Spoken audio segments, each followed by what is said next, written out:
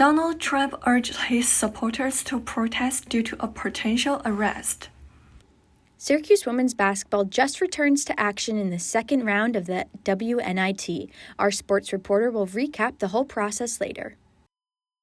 A mock trial for law and broadcast journalism students at Syracuse University held on campus a few weeks ago. All that plus your weather and orange sports coming up on this edition of Mornings on the Hill.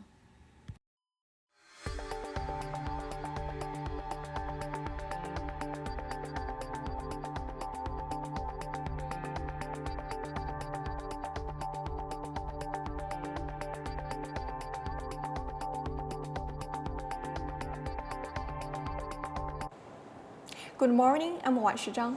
And I'm Ella Stanton. Thanks for joining us this morning on Mornings on the Hill. In a time where diversity and democracy are crucial topics, two prominent commentators are coming to SU and set to speak on fostering a diverse and healthy democracy. Our reporter Yoki Tang joins us in studio to tell us how this event is expected to be engaging and enlightening the whole campus.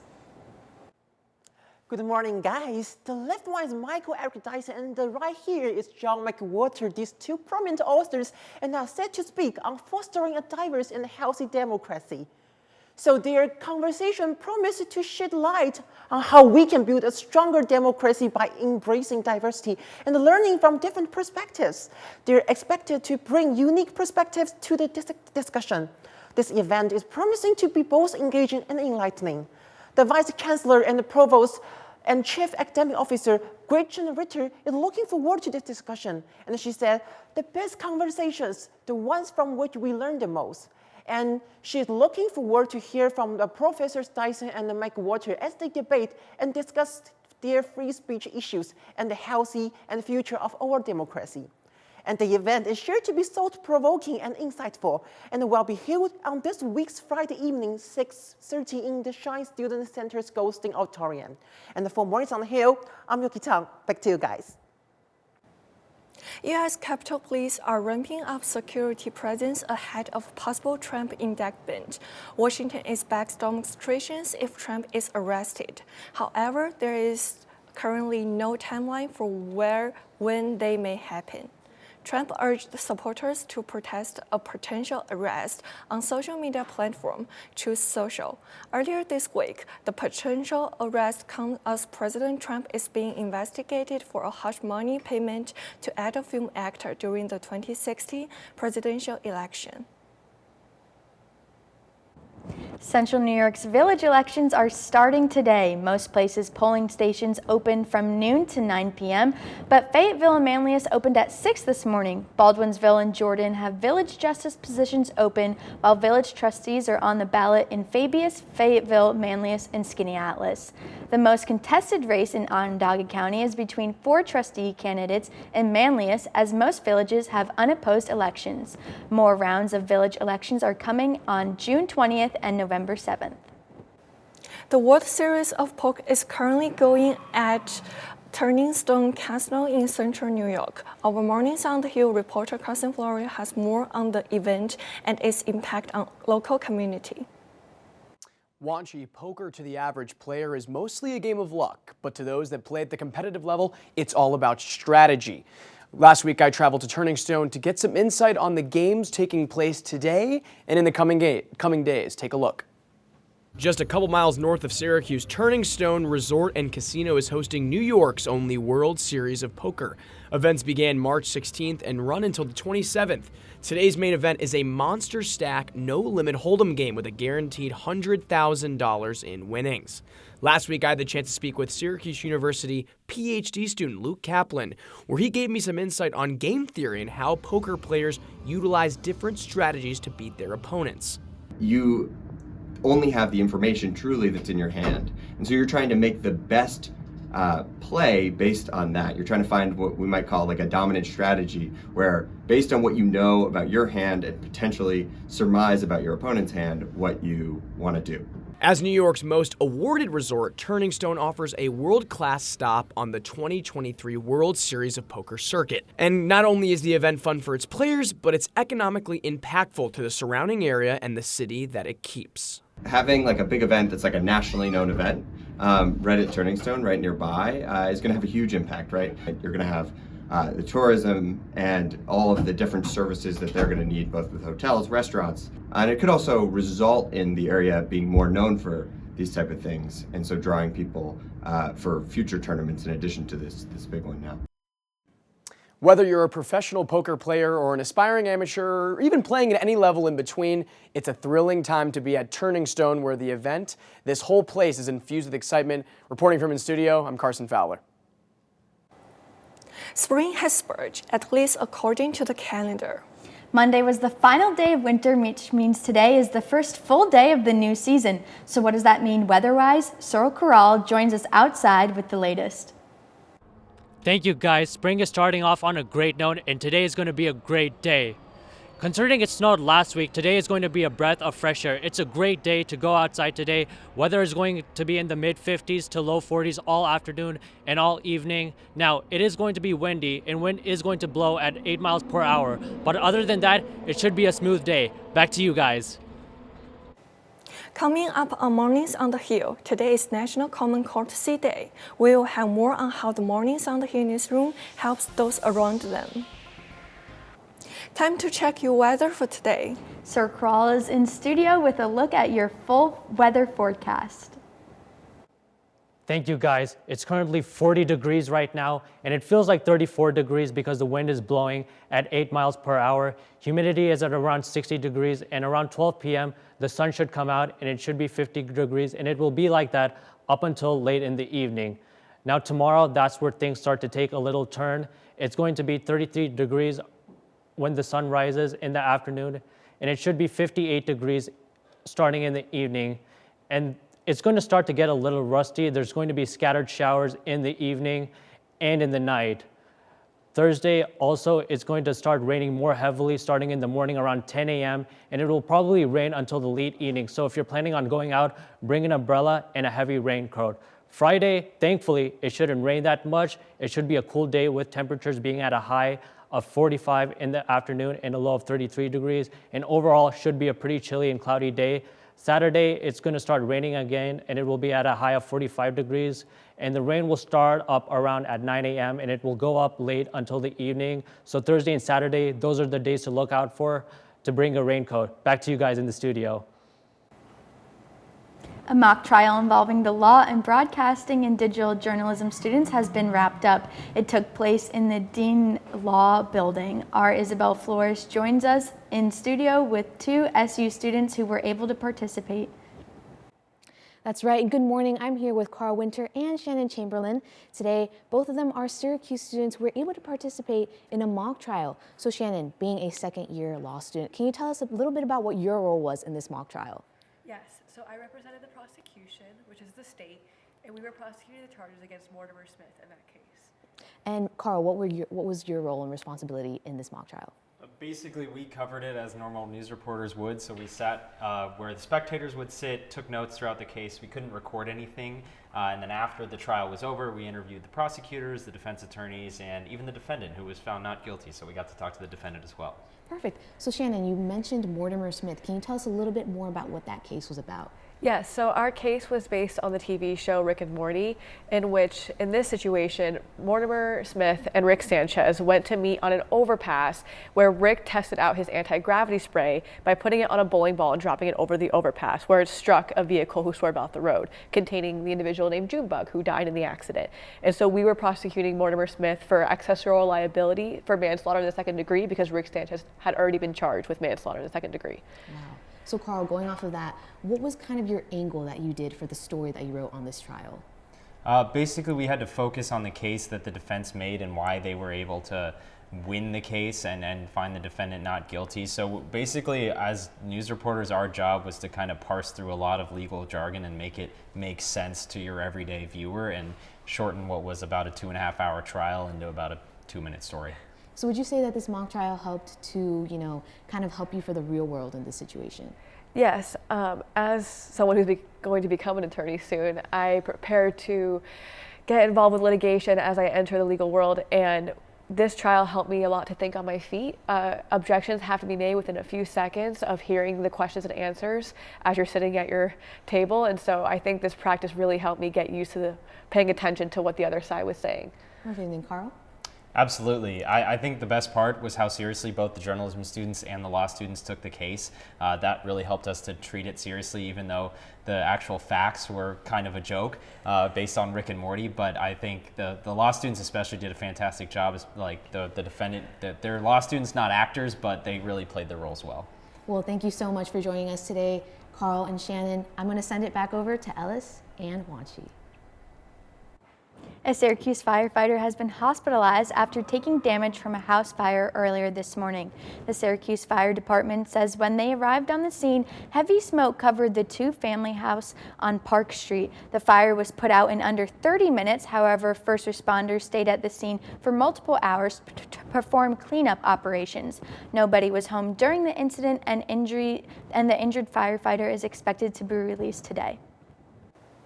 Today is national holiday that celebrates the Golden Rule. Mornings on the Hill reporter Jeremy Lange is here live in studio to tell us more. Jeremy? Thank you, Wanchi. Do you think people are more courteous these days? According to a study done by a student at Colorado Mesa University, only 1 out of 4 people would hold the door for another person. I went around the newsroom this morning to see how they extend kindness to others. The way I show common courtesy is by giving little things out. I love giving to people, so stuff like handwritten note cards or little candies, what makes people say. Probably just giving compliments. I feel like that, like even telling someone that their hair looks nice, they got nice clothes on, or like their shoes, a very underrated and invaluable compliment. And it's only going to make their day brighter.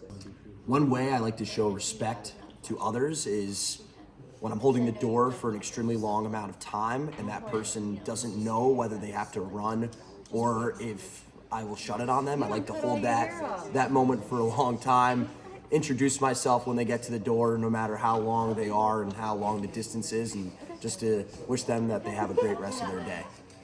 I think one thing that everyone should do is, it's always nice to give someone a compliment, and you want to be treated the way you would like to be treated, so treat people like that. Please, thank you, open the door for them, offer my help with anything, and that usually does the best for me. Just treat others how you want to be treated. Like, you want to treat yourself with respect, and you would want others to be respectful towards you, so you should do the same onto others. To show the golden rule to others, you can simply smile or say good morning to people that you see in the morning, and using please and thank you goes a long way. I hope that you have a wonderful day. Reporting live from in studio, I'm Jeremy Lange for Mornings on the Hill. A CNN study is ranking New York as the second least affordable state for seniors on a budget. The study looked at 8 financial standards impacting seniors, like healthcare, retirement income, taxes, and cost of living. Almost a third of New York retirees reportedly spend 30% or more of their income on housing. Also, the study considers it one of the least tax-friendly states for seniors. Governor Kathy Hochul plans on putting this issue into the spotlight of her 2024 state budget, with major investments aimed at adding jobs and homes. If you're a fan of March Madness and you've been filling out your brackets, chances are you're not doing well. Mornings on the Hill reporter Mark Budd joins us live with reactions from students who are close to ripping up their bracket selections. Thanks, Alice. Yeah, March Madness is very unpredictable, and it's safe to say that two Newhouse students, graduate students, well, it didn't go as well as they hoped. I'll give you a quick visualization. Imagine this imaginary piece of paper. Imagine this imaginary shredder right here. Paper into shredder. That's my bracket right now. Not everybody's March Madness is going as well as it is for the 15th ranked Princeton Tigers. The Tigers busted many brackets, including that of SU grad student Tiger Munn. Arizona lost. That's when my bracket started to go left, and then Iowa lost, and a couple other games went left. So, but the first 4, I was probably like 4% that had a perfect bracket. So yeah. As Munn believed in his bracket, Princeton head coach Mitch Henderson knew his team was ready to take down the number 2 ranked Arizona Wildcats to shock the world. You guys know is you know, it's neutral court, and all these guys grow up watching the tournament, and you believe. And the group it's a very gritty and gutty group that also plays with a lot of savvy, and we're not surprised that we're here. To do anything other than expect chaos, that's my word from the wise. Expect madness, and you'll get madness. Well, chaos has certainly been the name of the game in this year's March Madness tournament for students playing to try to win money, as well as Princeton, who is currently going to play on Friday against Creighton. For Mornings on the Hill, I'm Mark Budd. Back to you guys. Coming up on Mornings on the Hill, we give you your Orange Sports Fix. More of these stories after this.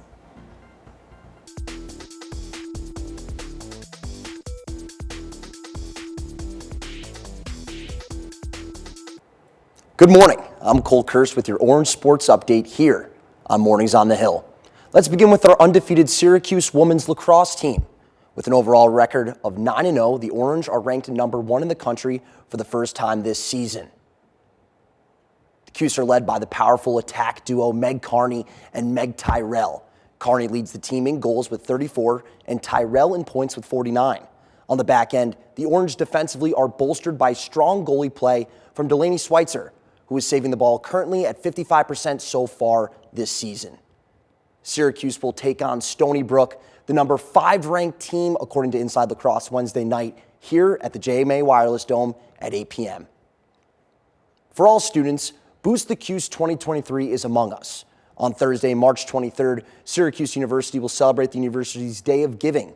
With over $150,000 already raised and more than 300 donors, Boost the Cuse hopes to add more gifts to help fund life-changing scholarships, recruit game-changing faculty, and enhance the transformative education experience for today's students.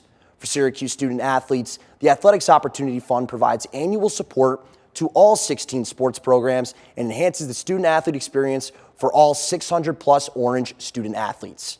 The event on Thursday will be hosted by none other than former Syracuse football player and NFL Red Zone host Scott Hansen right here in studio. Tune in starting at 8:44 a.m. and watch at boostcuse.syr.edu.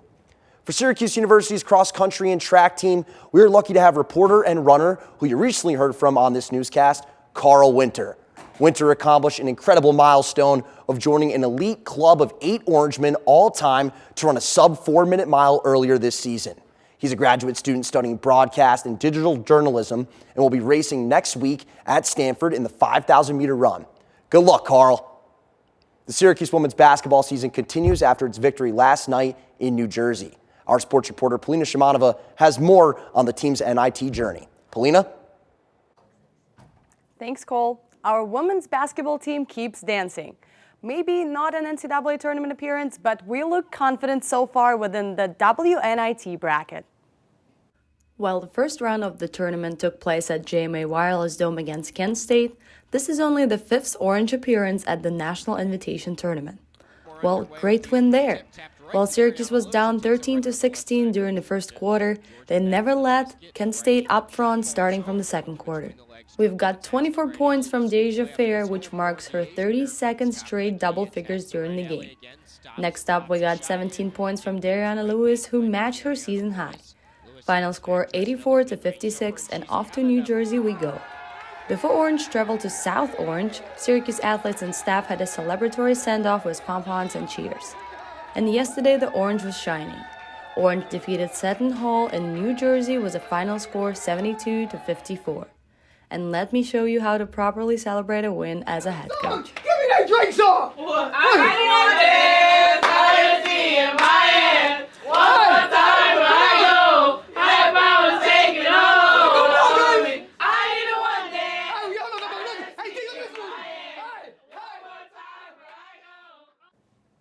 Up next, Syracuse is moving on to Super 16 and will face Columbia on March 24th at 7 p.m. For Mornings on the Hill, I'm Polina Shimanova. Still to come here on Mornings on the Hill, a beloved childhood movie is getting scroll. Stay with us. That story and more just ahead. Welcome back to Mornings on the Hill. Let's find out which fan favorite movie is getting a sequel.